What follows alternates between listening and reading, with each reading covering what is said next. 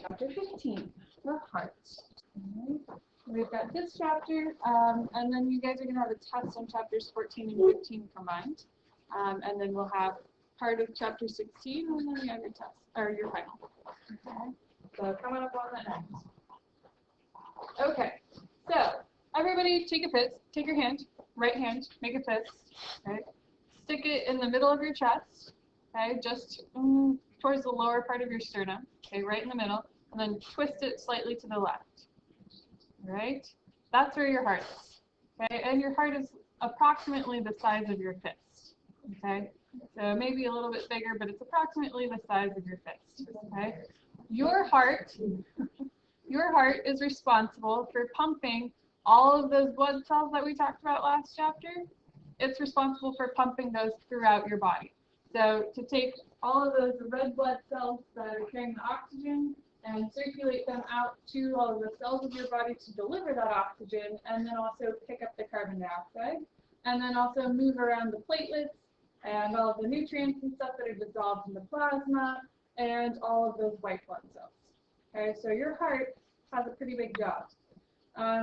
Your heart cannot stop pumping, right? If it stops pumping, a heart attack, and you die. It's bad. So your heart has to keep pumping perpetually, even when you're asleep, even when you're awake, even no matter what happens, it's got to be pumping perpetually. Okay, so your heart perpetually pumps blood around your body. It doesn't stop. Your heart pumps about 35 million times every year. Okay, so it pumps 35 million times every year. If you live to be 80, that's 2.8 billion times that your heart will pump. Okay, and it's pumping blood throughout about 60,000 miles of blood vessels that you have in your body. So it's a big job, right? And the heart is perfectly designed to do that job. It's pretty cool. It's just like awesome. I like the heart. I think it's cool. So your heart is located in your thoracic cavity. Okay, that's the cavity that your lungs are also in. Okay, and it's separated from your abdomen by your diaphragm. Okay, so your diaphragm is the muscle that goes kind of like at the base of your rib cage and is responsible, one of the main muscles, the main muscle for breathing. Okay, so your diaphragm separates your abdomen, where your stomach and all of your intestines are, from your thoracic cavity, where your lungs and your heart are. Okay, so your heart is not on, when you put your hand over your heart, like in elementary school, right? It's not actually in that location. It's in the middle. 2/3 of it is to the left of the midline. Okay, so we put our hand over our heart to the left because it is to the left, but it's actually kind of, in the middle, slightly to the left. So 2/3 to the left of the midline. That means actually that your left lung is actually slightly smaller than your right lung, okay? Because your heart's kind of in some of that space that lung would normally take up. So your right lung is slightly larger than your left lung. Around your heart, okay, we have our lovely model of our heart here. Around your heart, you have this kind of sac, okay, that helps to protect the heart. It's called the pericardium. Okay, and it's made out of several layers of connective tissue, but basically the pericardium surrounds the heart to protect it and to hold it in place, okay, and keep it in the spot where it's supposed to be. So the pericardium, the outermost layer of the pericardium is called the fibrous pericardium, and it is a tough connective tissue, and the job of that fibrous pericardium is to hold the heart in place, okay? So it's connected like to the part of the diaphragm stuff to keep your heart in the right spot. Because your heart's moving, right? It's pumping. So if it is like just moving, it can, and not held in place, it could like start moving around and that would be bad. So it needs to stay in one place. So the fibrous pericardium holds the heart in place. Inside the fibrous pericardium, you've got two serous pericardiums. That's a double layer around your heart. A serous pericardium is a serous membrane, and if you remember from last semester, a serous membrane actually secretes fluids. Okay, so it secretes a fluid. So you've got two serous pericardiums. You've got the visceral layer, and you've got the parietal layer. Okay, the parietal layer is actually fused to the fibrous pericardium. So if there's my heart. Okay. Okay. And then here is my fibrous pericardium. Okay, that surrounds the heart. So this is the fibrous. Okay, inside here we have two layers. Okay, we have the parietal, which is fused to the inner layer of this fibrous. Okay, so parietal pericardium, and then fused to the actual surface of the heart. Okay, is the visceral pericardium. Right, and notice how there's this little space in between here. See that? Okay, that's the pericardial space. These two membranes, the parietal and the visceral, secrete fluid. Okay, and fluid fills up this space. Okay, and that fluid, the pericardial fluid, actually acts as like a lubricant for the heart, because the heart's moving, right? And so imagine like your car running without oil. Okay, that would be like the heart without the pericardial fluid. Okay, it wouldn't work very well. So if you can even think of it like if you take your hands and you like rub them together, right? What happens? Friction, it gets warm, right? Eventually, if you did this long enough, it would start to hurt, right?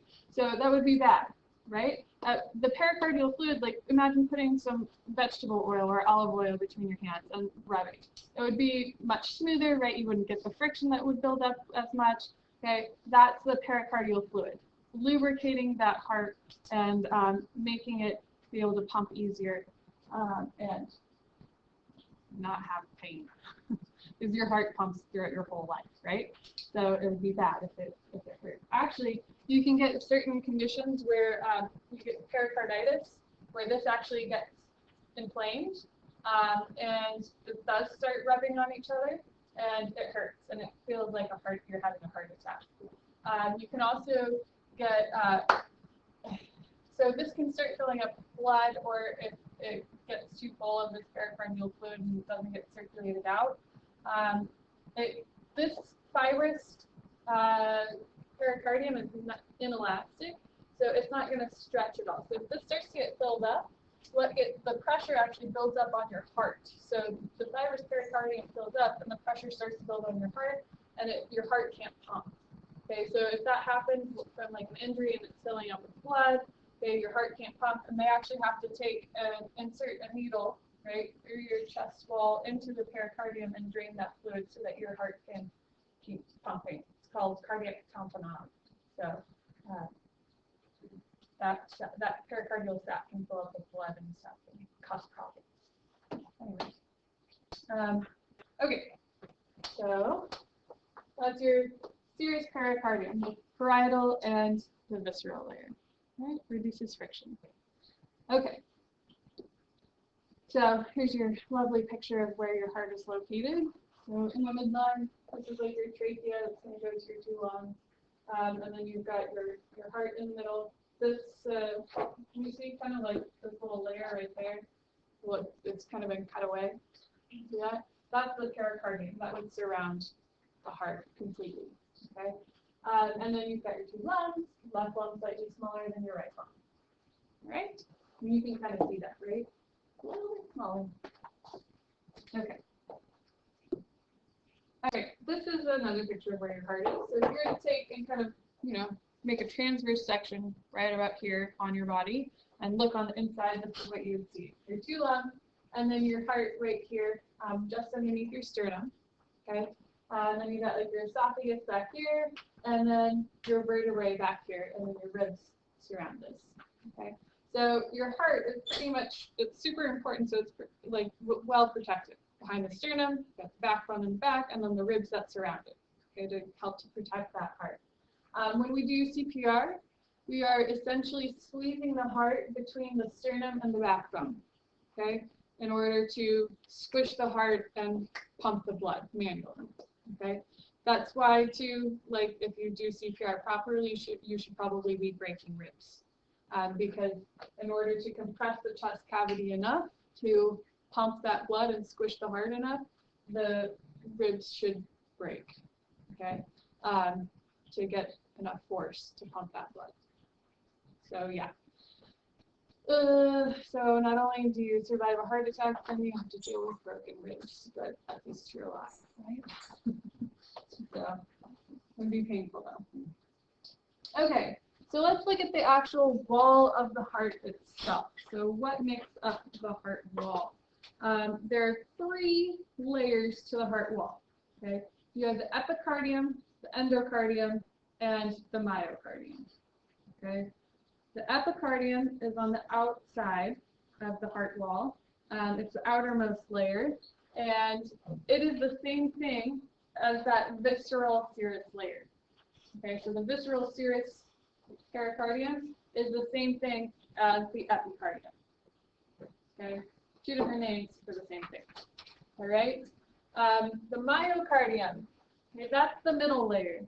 That's the actual muscle of the heart. So that's the cardiac muscle, okay?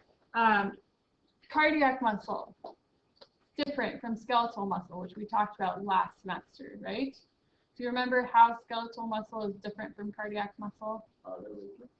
It's autorhythmic, good, so it contracts on its own. What else? What about the shape of the cells? They're striated, good. So when you look at them under a microscope, they're striped, right? The shape of the cells. What do muscle cells look like skeletal muscle cells? Long and skinny, right? Spindle-shaped cells. What about cardiac muscle cells? They're branched. Good. Cardiac muscle cells are branched. Okay. So that's actually very, very important for the function of the heart. Cardiac muscle cells are arranged in such a way that they're in 2 networks. Okay. So you've got a bunch of branching cardiac cells up here at the top of the heart that form the atria, and then you've got a bunch of cardiac muscle cells down here at the bottom of the heart that form the ventricular network. Okay, they're autorhythmic. They beat on their own. They contract on their own, and they contract separately. They're 2 separate networks. So the atria contract, and then the ventricles contract. Okay, and so you've got 2 separate networks that allows your heart to pump and to pump that blood out. The branching of the cells actually allows for when the action potential spreads through those muscle cells. Okay, if the muscle cells were just straight, okay, you just have a bunch of muscle cells that would just start to kind of contract like this and just shorten, right? Being branched, it allows them to communicate with all of the cells that are around them, and so it starts up here and they slowly squeeze like this, okay, instead of just shortening like this, right? So by allowing it to squeeze like this, it allows the muscle to push the blood out. Okay, so it squeezes it out rather than just shortening. Does that make sense? Okay, so the branching shape of those muscle cells is actually very important. It's also important that you can these muscle cells can also transmit the action potential. So cardiac muscle branches and the 2 cells meet in what's called an intercalated disc, okay, which is a little gap in between each of the cells where that action potential can be transmitted to the next cell, okay, so they can pass that little action potential on. So you can have one point that starts the action potential and then the action potential is spread, all right, which is very, very important for the pumping motion of the heart. So yes, that's the myocardium. That's the actual, the myocardium makes up the bulk of the heart wall. Okay, it's most of it. So you've got the little epicardium on the outside here, which is the same as the serous membrane, and then all of this dark red part, that is the myocardium. Okay, that's the main part of the heart wall. Okay, that's the heart muscle itself. And then on the inside, okay, you've got a thin little layer, the endocardium, which is squamous epithelial cells. Remember, squamous is flat, epithelial lines and covers things. So those line and cover the inside of the heart, the valves, and even the tendons that hold on to the valves and the insides of the blood vessels. Okay, so endocardium covers the inside of the heart, and kind of covers that muscle. Yeah. Okay. Make sense? Good. Okay. So here's your little picture to show you the pericardium and the heart wall. So here's your heart and the pericardium. If you take this little piece and blow it up, this is what it would look like. Okay, so you've got your fibrous pericardium right here, okay, and then you've got the parietal layer right here, right, a little space in between, and then you've got the visceral layer right here, which is also the same as the endocardium, okay. This big layer right here, that's the myocardium, that's the actual heart muscle itself, and then a little thin layer on the inside, right here, that's the endocardium, squamous epithelial cells, lined inside. All right? Okay. Okay, and here's your picture of your lovely muscle cells of the myocardium. So you can see a branch. Right? You've got like one branch here and another branch here. Here's an intercalated disc where the two of them meet, and there's actually a little gap in between there so that this cell can transmit the action potential to the next cell. Okay, and then this one will transmit it not only to this cell, but also to this one, branches, right? So it spreads out throughout the heart. Okay? There's actual cardiac muscle tissue under the microscope. You can see the striations, the stripes. Okay, chambers of the heart. You have 4 chambers in your heart. Okay? You have 2 upper chambers, which are called your atria, and 2 lower chambers, which are called your ventricles. Okay? Atria, upper chambers, they are separated by this thing called the interatrial septum. Okay? So this right here on our lovely model, this is your right atria. Okay? If we open that up, see how you can't actually go through to the other atria? Can you see that? Okay. There's a separation between the two. Okay, that's the interatrial septum. Okay, so it separates the 2 atria from each other. See this little kind of depression right there in the middle? Yeah. Okay, that's called the fossa ovalis. That is actually a remnant of when you were a baby, when you were a little baby inside your mom. Okay, when you're a fetus inside the womb, your lungs do not function, right?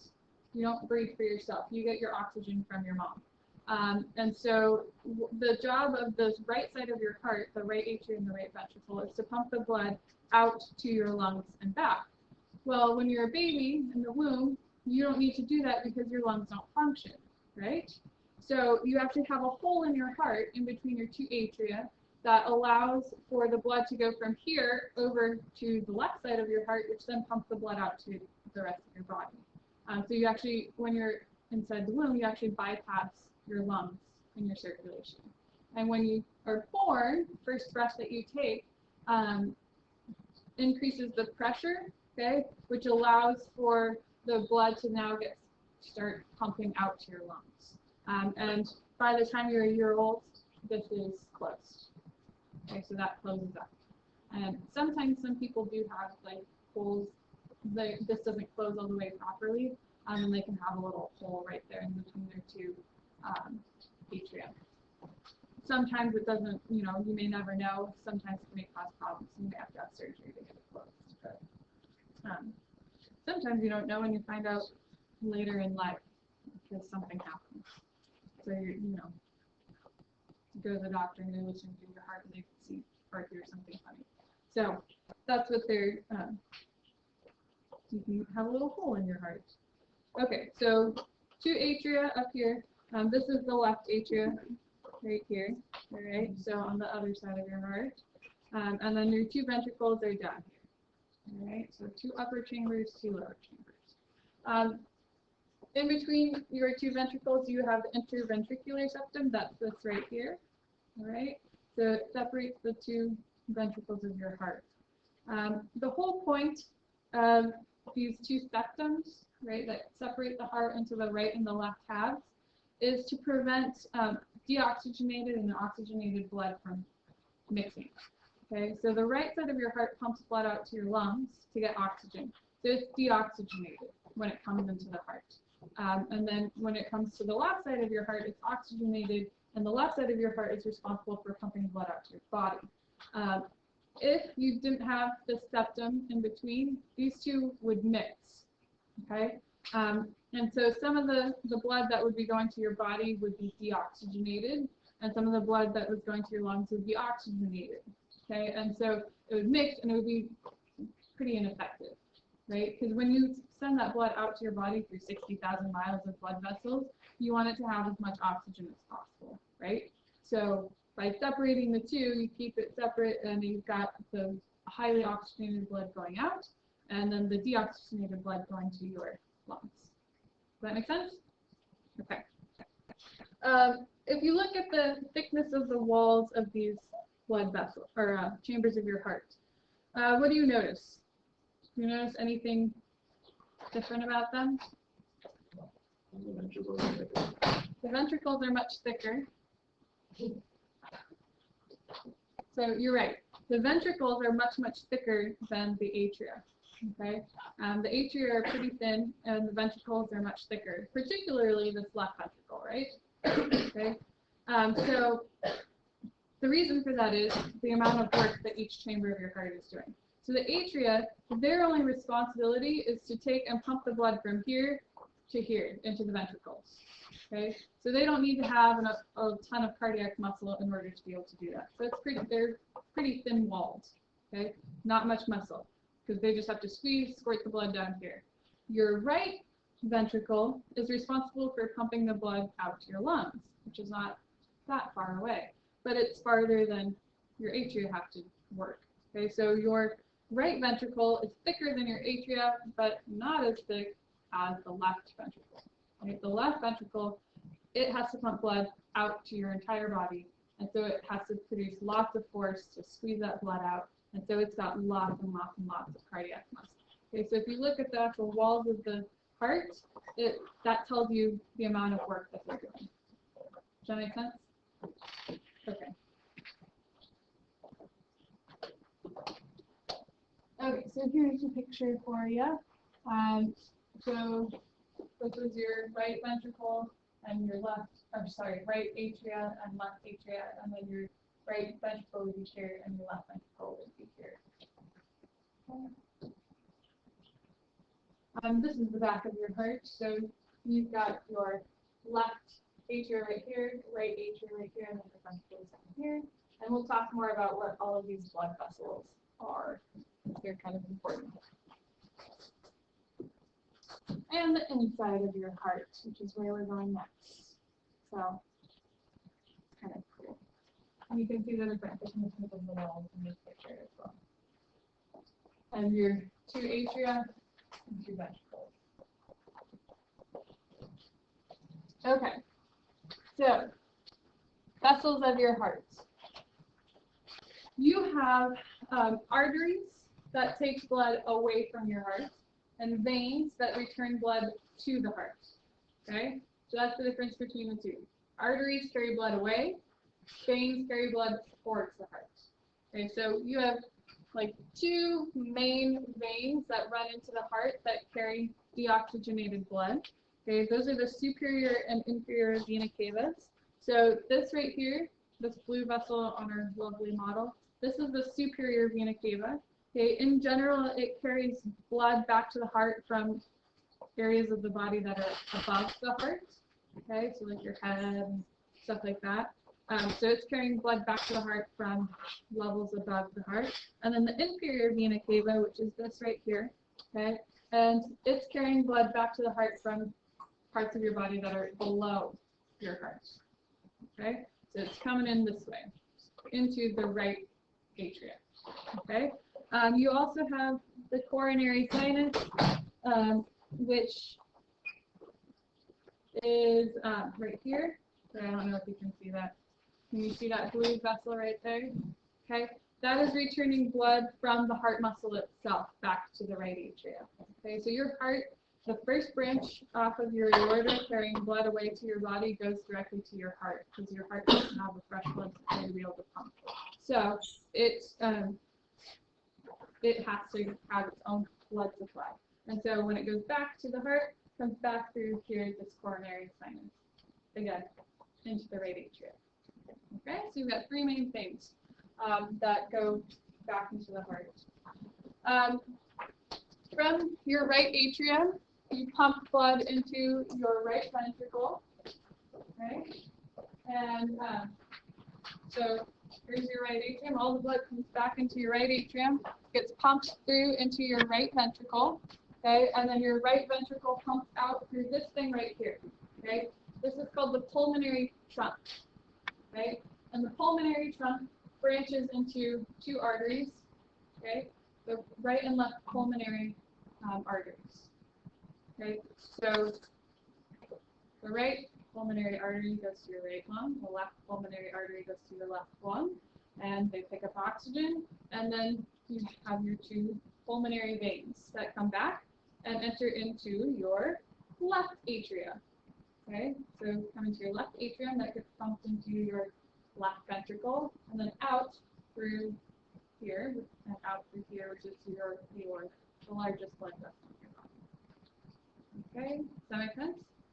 So, superior and inferior vena cava, aorta, pulmonary arteries and veins. Yeah? Normally when we think of blood vessels, or like arteries, we think that arteries are always red, right? They're always carrying oxygenated blood. That's not actually the case in your heart circulation, because arteries simply mean vessels that go away from your heart, right? Carrying blood away. Your pulmonary arteries are carrying deoxygenated blood towards your lungs, okay? So they're actually carrying deoxygenated blood. Your pulmonary veins running back to your heart are carrying oxygenated blood, okay? So it's not like people always think, oh, arteries are always red, they're always, carrying oxygenated blood, and veins are always blue. That's not the case in your pulmonary circulation in your heart. Does that make sense? So your pulmonary arteries carrying blood away to get oxygen, pulmonary veins carrying it back to the heart, carry oxygen to go to the body. Yeah? Okay. So to the lungs and back.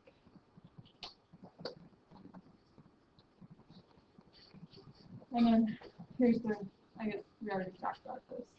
But pulmonary veins, left atrium, left ventricle, okay, to your aorta, and then to the rest of your body.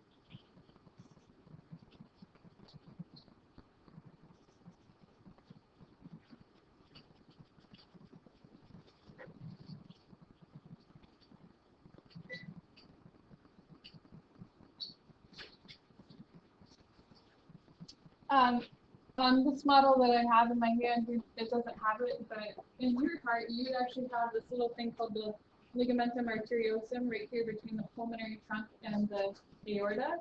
That's also a remnant from when you were a baby and had your mom. Not only do you have a hole in your heart in between your tongue, yeah, your atria, thank you, but you also have a blood vessel that connects from your pulmonary trunk into your aorta. Okay? And the reason for that is if there is some blood that does make it out into this ventricle, and then it gets pumped, through this pulmonary trunk to go out to your lungs, there's a little blood vessel that diverts it from there into your aorta to go out to your body. Again, bypassing your lungs. And pretty much, very, very soon after you're born, that vessel shrivels and becomes a ligament, actually between these two blood vessels. So, with your real human heart, it would have that on there, which is kind of cool. Pretty cool. All right. So here's the actual picture of your blood vessels. So here's your pulmonary arteries, okay, going to your lungs. Here's your inferior and superior vena cava, okay, and then here's your coronary sinus. Right atria with your pulmonary veins, and aorta up here. All right. Simple so far, yes?